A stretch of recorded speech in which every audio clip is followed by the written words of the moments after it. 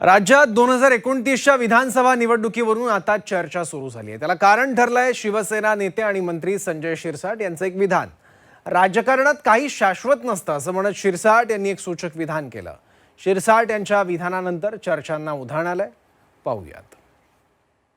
राजकारणामध्ये कोणतंही शाश्वत असं राजकारण नसतं। मला असं वाटतं की शिवसेनेमध्ये बोलण्याचा अधिकार हा केवळ एकनाथ शिंदेजींना आहे। संजय शिरसाट जे पक्ष वाढवण्याच्या बाबतीमध्ये बोललेत तसं प्रत्येकाला पक्ष वाढवण्याचा अधिकार। राजकारणामध्ये केवळ आजचा नाही तर भविष्याचा विचार करून निर्णय घ्यायचे असतात असं म्हटलं जातं। आज महायुती म्हणून भाजप शिवसेना सत्तेत सोबत आहेत, मात्र 2029च्या निवडणुकीत काय अशी चर्चा अधूनमधून होत असते।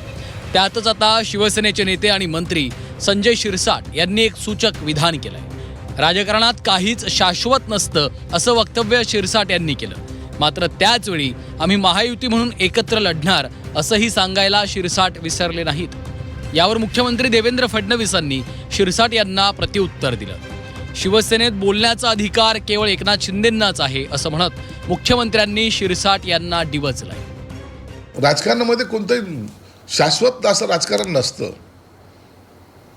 कधी काँग्रेस राष्ट्रवादी ही उभाटाबरोबर जाईल असं स्वप्नात तरी वाटलं होतं का? गेले। अनेक युत्या अशा झालेल्या आहेत या देशामध्ये की ज्या युती कधी स्वप्न जरी उघड्या डोळ्याने जरी पाहिलं तर हे कधी सत्य होईल असं वाटत नव्हतं। आपण पाहिलं जम्मू काश्मीरमधली युती पाहिलेली, इथलची युती पाहिलेली, अनेक राज्यातली युती आपण पाहिलेल्या आहेत। म्हणून उद्या काय घडेल याचा अंदाज बांधणं कठीण असतं। म्हणून आपला जो पक्ष आहे तो पक्ष मजबूत करणं हाच त्याच्यावरचा एक इलाज आहे। म्हणून आम्ही युती होईल का नाही होईल यावर चर्चा करत नाही, पक्ष मजबूतीवर आमची चर्चा असते। निवडणुका भाजप शिवसेना वेगळा लढेल असं शिवसेनेचे 2 मंत्री म्हटलेले आहे। लोकांमध्ये संभ्रम वाटतो की यांच्यात आलबेल आहे की नाही म्हणून। कोण मंत्री म्हणाला सर? शिरसाट आणि उदय सामंतांनी त्याला दुजोरा दिला।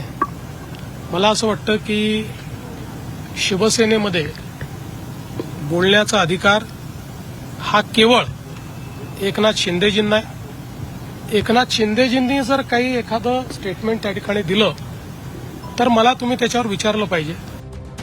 मुख्यमंत्री फडणवीसांनी शिरसाटांना टोला लगावला असला तरी मंत्री उदय सामंतांनी शिरसाट यांची पाठराखण केली आहे। प्रत्येक पक्षाला पक्ष वाढवण्याचा अधिकार असतो।